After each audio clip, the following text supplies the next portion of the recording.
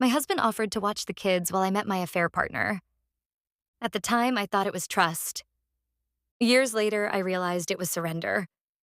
And somehow that hurt far more. The affair had been going on for almost 7 months, long enough to become routine, long enough that I stopped feeling shocked by my own behavior. His name was Ryan. He wasn't a coworker. He wasn't an old friend. He was a parent from my son's soccer league. One of those people who slowly becomes part of your weekly life. Practice, games, team dinners, birthday parties. The kind of familiarity that feels harmless until it isn't. The friendship developed gradually. At least that's how I justified it. First came the conversations, then private jokes, then texting, then deleting texts. Eventually, we crossed a line neither of us could pretend not to see. Once that happened, every other line became easier to cross. My husband, Noah, noticed changes long before I admitted them. I know that now. The constant smiling at my phone. The sudden interest in soccer tournaments Ryan happened to attend. The way I started protecting my screen whenever a message arrived. The emotional distance. The impatience. The irritation. The guilt. People think they're hiding affairs. Most aren't. They're just hoping nobody puts the pieces together. Noah was smarter than I gave him credit for. Or maybe he simply knew me too well. The turning point happened on a Thursday afternoon. Ryan had invited me to spend the following Saturday with him. A nearby town, lunch, a walk through an art festival, a hotel room afterward. The plan terrified me. Not because I thought I'd get caught, because part of me knew I shouldn't go. That part of me was becoming harder to ignore. Still, I said yes. The following evening, I mentioned that I might be out most of Saturday. Noah was helping our daughter with homework at the kitchen table. He didn't even look up. Doing what? The question seemed innocent. I lied automatically. Meeting some friends. Noah nodded. Okay. That should have been the end of it. Instead, he surprised me. I'll take the kids. I froze. What? He finally looked up. I'll take them to the movies or something. The room suddenly felt smaller. My stomach tightened. Noah smiled. Go enjoy yourself. The words landed strangely, like they meant something more. Something I couldn't quite understand. I laughed nervously. You don't mind? No. His answer came too quickly, too easily. Looking back, I think that was the first moment I realized something wasn't right. But instead of listening to that feeling, I ignored it. People do that when the truth is inconvenient. Saturday arrived.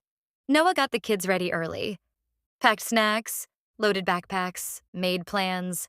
Everything a good father normally does. Then, just before I left, he handed me my sunglasses. I'd forgotten them on the counter. A tiny gesture. Completely ordinary. Yet for some reason, it almost made me cancel the entire day.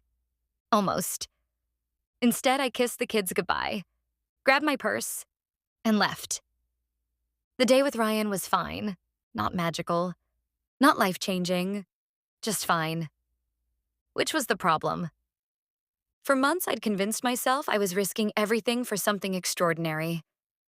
Instead, I found myself sitting across from an ordinary man, eating an ordinary lunch.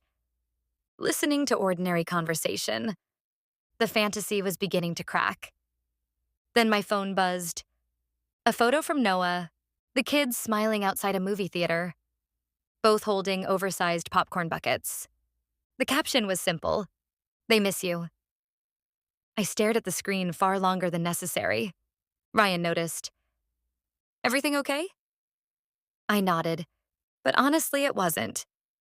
The message ruined the rest of the day. Not because Noah was being manipulative, because he wasn't. That was the problem. There was no accusation, no guilt trip, no anger, just a father spending time with his children. And somehow that felt worse. I left earlier than planned. Ryan seemed surprised. I blamed a headache. Technically, it wasn't a lie. My head was pounding. When I arrived home, Noah was helping our daughter build a puzzle at the dining room table. The kids ran to hug me. Noah smiled. Have fun? The question felt impossible to answer, so I lied again. Yeah. He nodded, then went back to helping with the puzzle. Nothing else happened. No confrontation, no argument, nothing. For another month. Then everything collapsed. Not dramatically, not publicly, quietly.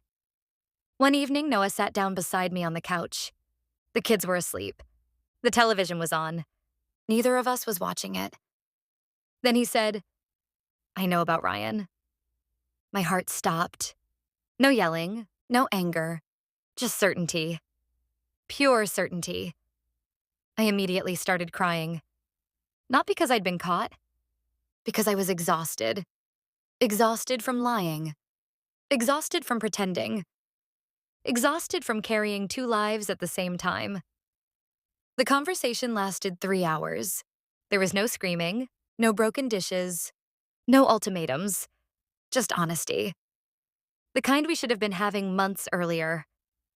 At one point, I finally asked the question, when did you know? Noah smiled sadly. A long time.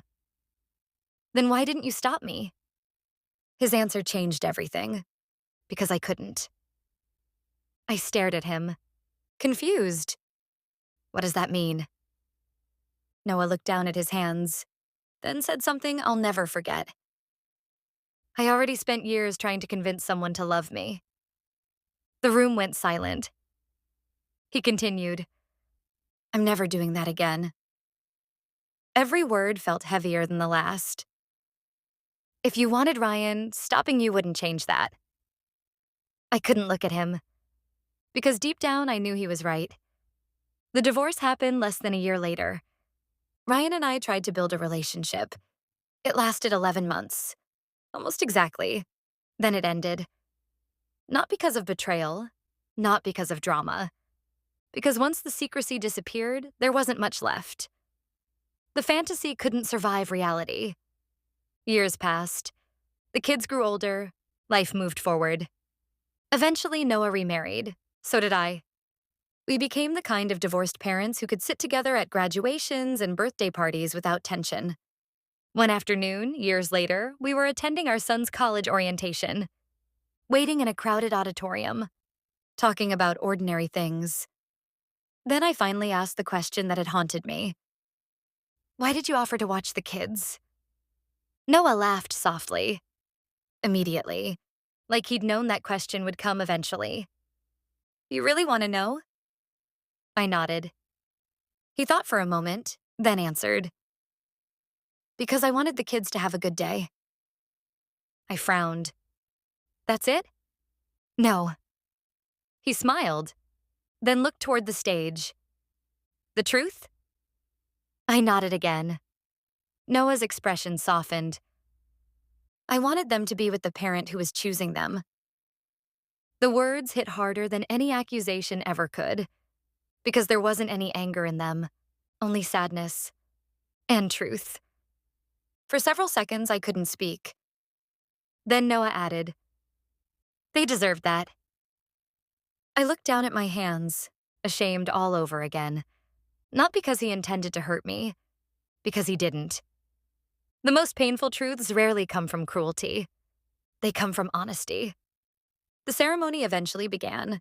The conversation ended, but Noah's words stayed with me. They still do. People often ask what moment I regret most. They assume it's getting caught, or signing the divorce papers, or watching my marriage fall apart. It's none of those. It's a photo. 2 smiling children outside a movie theater, holding giant buckets of popcorn. Sent by a husband who already knew the truth.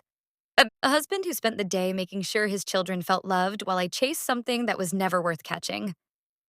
And every time I think about that Saturday, I realize the same thing. Noah wasn't offering to watch the kids so I could spend time with my affair partner. He was making sure they didn't spend the day wondering why their mother chose someone else.